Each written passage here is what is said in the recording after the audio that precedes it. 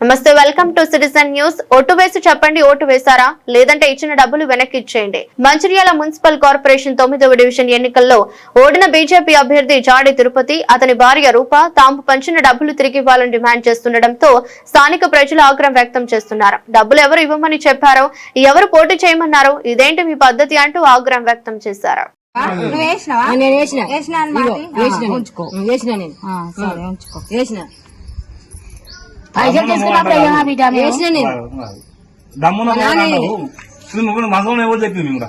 ఇది మాటేటి మీ నాన్న పేరు ఏంది?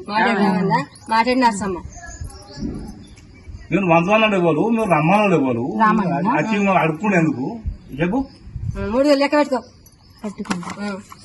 రేపు ఉండే డబ్బులు మిమ్మల్ని ఏపరు పూర్గా